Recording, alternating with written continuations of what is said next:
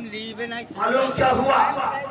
موسیٰ جیسے جلیل القدر نبی کے لیے ماں کی دعا کام آ رہی ہے، ماں ہاتھ اٹھاتی تھی۔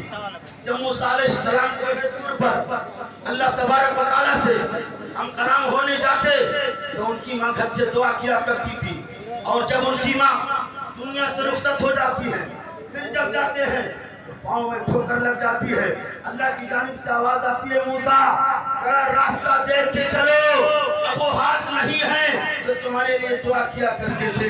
معلوم کیا ہوا؟ ہر ماں اپنے بچوں کے لیے دعا کیا کرتی ہے۔ مسلمانوں یہی حال ہے۔ یہ موسیٰ علیہ السلام نے پروردگار سے پوچھا، اے پروردگار میرے ساتھ میں جنت میں کون جائے گا؟ میرے ساتھ میں کون جنت میں جائے گا؟ رب نے فرمایا تمہارے ساتھ میں ایک قصاب جائے گا، ایک گوشت بیچنے والا جائے گا۔ معلوم کیا ہوا کہ وہ کیسے جائے گا؟ موسیٰ علیہ السلام نے کہا مولا ایک قصاب کیسے جائے گا؟ پروردگار عالم نے نشاندہی فرما دی، جا کر کے معلوم کر لو۔ موسیٰ علیہ السلام آئے معلوم کرنے کے لیے، قصاب سے ملاقات ہوئی، مہمان بن کر کے گھر پہ آئے، یہاں تک کہ گھر پہ بیٹھے ہیں، کھانا کھانے کا وقت ہوا۔ قصاب نے کہا آپ یہاں پر کھانا کھا لیجئے اور میں تھوڑی دیر کے بعد کھاؤں گا۔ موسیٰ علیہ السلام نے کہا نہیں، میں آپ کے ساتھ ہی کھانا کھاؤں گا۔ اس نے کہا مجھے بہت دیر لگے گی کھانا کھانے میں، اس لیے آپ کھانا کھا لیجئے۔ موسیٰ علیہ السلام نے کہا اگرچہ دیر لگے گی میں انتظار کروں گا۔ ہم موسیٰ انتظار کر رہے ہیں، وہ انسان اندر گیا، دیر تک پلٹا نہیں۔ موسیٰ علیہ السلام سوچ رہے ہیں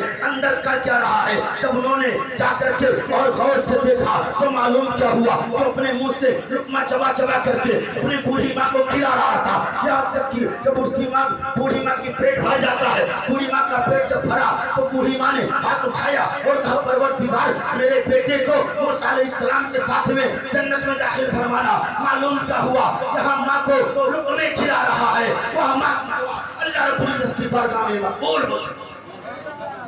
مسلمانوں ماں کا مقام و مرتبہ ہوتا ہے، جتنا بیان کیا جائے کم ہے۔ میں کہتا ہوں آج کچھ لوگ ہیں بیویوں کے چکر میں یا اپنے دوستوں کے چکر میں یا اور دنیا داروں کے چکر میں اپنے ماں باپ کو ایذا دیتے ہیں، ماں باپ کو تکلیف دیتے ہیں، ماں باپ کو ستاتے ہیں۔ میں ان سے کہوں گا دوست ہزاروں مل سکتے ہیں، بیویاں ہزاروں مل سکتی ہیں، تمہارے عزت قائم ہزاروں ہو سکتے ہیں، لیکن ماں باپ ایک مرتبہ تم سے جدا ہو گئے دوبارہ وہ مل نہیں سکتے ہیں، کیونکہ اللہ نے دوست اور بیوی تمام پیدا کیے ہیں لیکن ماں باپ کو تمام نہیں بلکہ ایک پیدا کیا۔